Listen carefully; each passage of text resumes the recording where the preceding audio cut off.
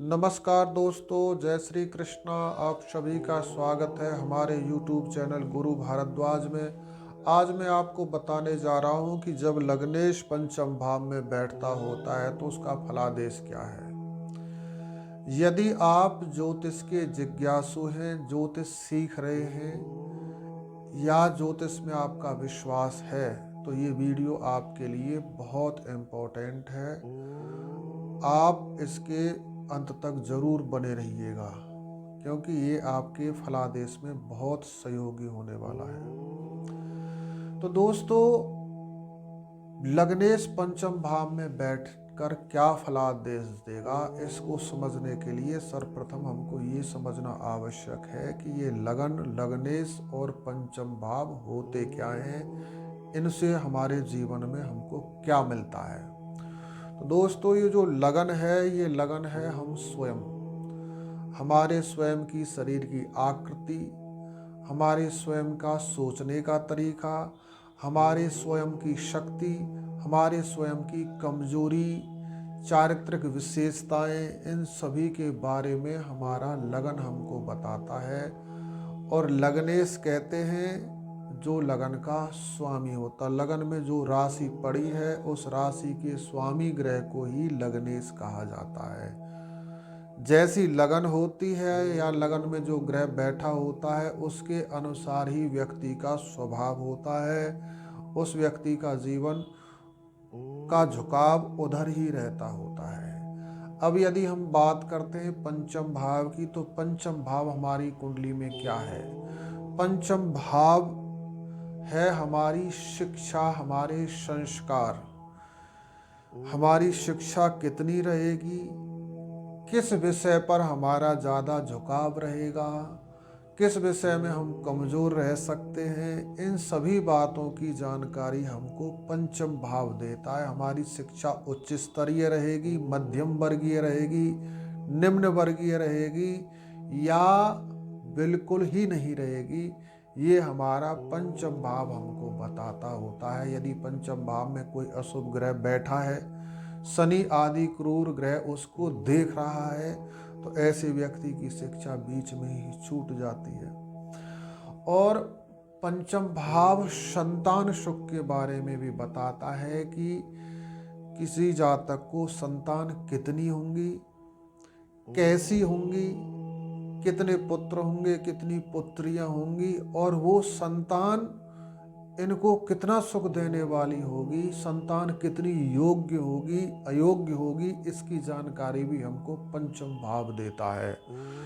और हमारी बुद्धि, विवेक, किसी चीज़ की जानकारी, किसी चीज़ सब्जेक्ट को पढ़ लेना और उसकी विवेचना करना, ये अलग अलग बात है। जो विवेचना शक्ति है, सही गलत करने की जो बौद्धिक क्षमता है, वो भी हमारा पंचम भाव ही हमको देता होता है। और हमको प्रतिभाशाली, किसी भी चीज़ में विशेष दक्षता दे देना, किसी सब्जेक्ट में, किसी विषय में विशेष दक्ष स्पेशलिस्टी दे देना, ये भी हमारा पंचम भाव ही हमको देता है।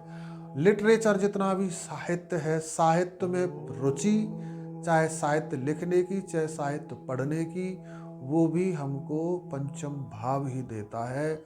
और राइटिंग और राइटर, हमारी लेखनी की शक्ति कितनी होगी, हमारी लिखाई, हमारी राइटिंग कितनी अच्छी होगी, और क्या हम कुछ लिख भी सकते हैं, हम राइटर भी बन सकते हैं, ये चीज़ भी हमारी कुंडली का पंचम भाव ही हम निर्धारित करता है। पंचम भाव से ही हमको इसका पता लगता होता है। और मंत्र यंत्र की शक्ति भी पंचम भाव से ही हमको मिलती है।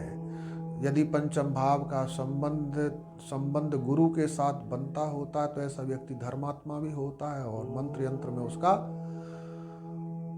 बड़ा शौक होता है, उसको बड़ी रुचि होती है।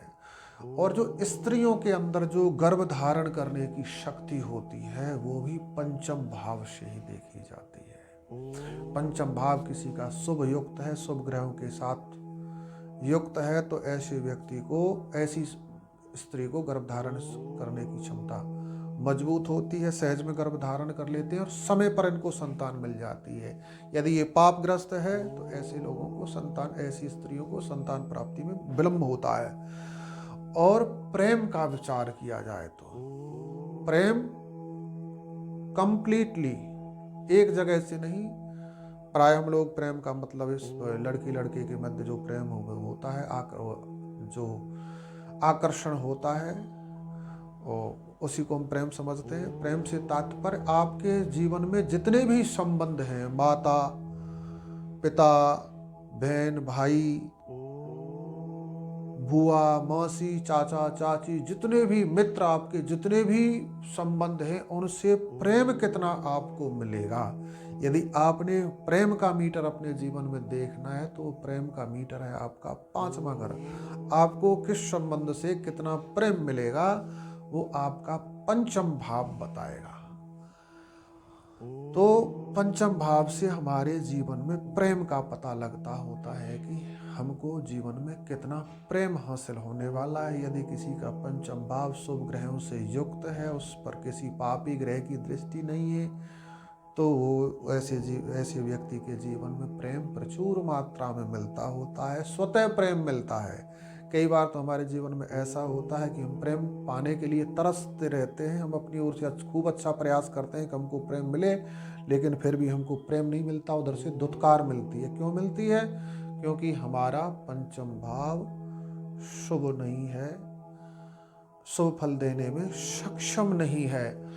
और जो प्रेम विवाह है, लव मैरिज का भी विचार हमारे पंचम भाव से ही किया जाता है। यदि पंचम भाव का संबंध सप्तम भाव से होता है, पंचम भाव प्रेम है और सप्तम भाव विवाह है, सप्तम भाव का और पंचम भाव का किसी भी प्रकार से संबंध बन जाता है तो प्रेम विवाह हो जाता है। यानी प्रेम विवाह का विचार भी पंचम भाव से ही किया जाता है। और हमारे शरीर का जो डाइजेशन सिस्टम है, पाचन तंत्र है, वो कितना मजबूत होगा। यदि किसी को खाया पिया हजम नहीं होता है और थोड़ा बहुत खाया उसे गैस बनने लगी, बदहजमी हो गई, इन सभी चीज़ों की ऐसी यदि प्रॉब्लम बन रही है तो वो है पंचम भाव की कमजोरी। यानी हमने जो भोजन किया उसको पचाने की जो शक्ति है वो भी हमारा पंचम भाव ही निर्धारित करता है। यदि पंचम भाव में कोई जल तत्व राशि आकर पड़ी है, क्योंकि जो पंचम भाव है वो है अग्नि तत्व भाव है, क्योंकि पेट के अंदर हमारे में जठराग्नि बोलते, जठर धन अग्नि, जठर प्लस अग्नि, जो पेट के अंदर पचाने की जो शक्ति हमको देती है वो अग्नि देती है। तो यदि उस अग्नि तत्व भाव में कोई जल तत्व राशि आकर पड़ जाती है, कोई जल तत्व ग्रह आकर बैठ जाता है, तो ऐसे व्यक्ति का डाइजेशन सिस्टम बहुत स्लो हो जाता है। तो इस प्रकार से हमारे पाचन तंत्र की शक्ति को भी हमारा पंचम भाव ही हमको बताता है। तो इस प्रकार से हमने समझा कि लगन, लग्नेश और पंचम भाव का संबंध किस किस से होता है। अब यदि लग्नेश पंचम भाव में आकर बैठेगा तो लग्नेश जिस भी भाव में बैठता होता है उसी प्रकार के सुखों की जीवन में वृद्धि करता है, बढ़ाता है। उसका फोकस उन्हीं चीज़ों की तरफ होता है। यानी जब पंचम भाव में लग्नेश बैठेगा तो ऐसे व्यक्ति का जो संबंध होगा वो प्रेम पाना होगा। अरे प्रेम मिलना चाहिए जीवन में, रखा क्या है, प्रेम है तो जीवन है, नहीं तो कुछ नहीं। बिना प्रेम के जीवन एक बंजर भूमि के समान है। यानी ऐसे व्यक्ति का जो फोकस होगा वो प्रेम होगा। भाई बंधुओं के साथ प्रेम बना के रखना, अपने माता पिता से प्रेम हासिल करना, उनकी सेवा करना, उनसे प्रेम करना, जितने भी संबंध है उसके जीवन में प्रेम ही प्रेम होगा। अपनी संतान भी उसकी योग्य होगी, लायक होगी, सेवा करने वाली होगी। तो इस प्रकार से उसका जो संबंध, जो झुकाव है वो पंचम भाव से जितने भी सुख हमको मिलते हैं उनकी तरफ होगा। ऐसा व्यक्ति संपन्न होगा सर्व प्रकार से। परंतु स्मरण रखें कि यहाँ पर लग्नेश आकर बैठे योगकारी बनकर। यदि यहाँ पर लग्नेश योगकारी होकर नहीं बैठता है तो इन्हीं चीज़ों का उसके जीवन में अभाव रहेगा, यानी इन्हीं चीज़ों की उसके जीवन में कमियां रहेंगी। तो यदि पंचम भाव यहाँ पर पंचम भाव में लगने शुभ होकर बैठा है, यानी उसके जो 6 प्रकार के बल हैं वो उसको मिले हुए हैं, तो उसको पंचम भाव में पूरा, पंचम भाव से संबंधित पूरा सुख मिलेगा।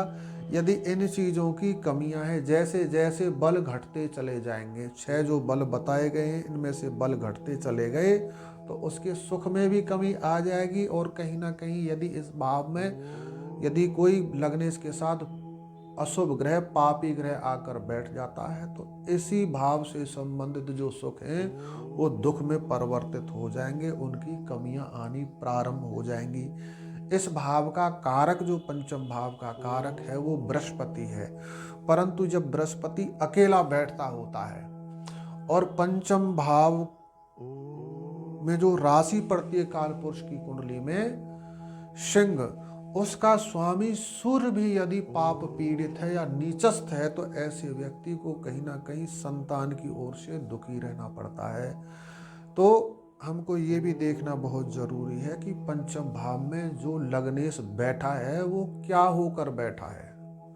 यदि वो स्वस्थ है तो पंचम भाव में बैठा बृहस्पति, पंचम भाव में बैठा लग्नेश सब प्रकार से उसको सुख देने वाला होता है, पंचम भाव से संबंधित सभी सुखों को देता है। यदि वो पाप पीड़ित है तो कहीं ना कहीं हमको गृह उपचार लेने की आवश्यकता होती है, अर्थात हमारे जीवन में इन सुखों से संबंधित कमियां रहती हैं।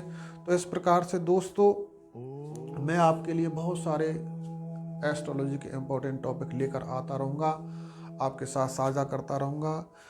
यदि अभी तक आपने हमारी वीडियो इस चैनल को सब्सक्राइब नहीं किया तो इसको सब्सक्राइब जरूर कर लें। और यदि हमारा आपको वीडियो अच्छा लगता है इसको लाइक, कमेंट, शेयर करना बिल्कुल भी ना भूलें। आपने वीडियो को अंत तक देखा इसके लिए आपका बहुत बहुत धन्यवाद। जय श्री कृष्ण।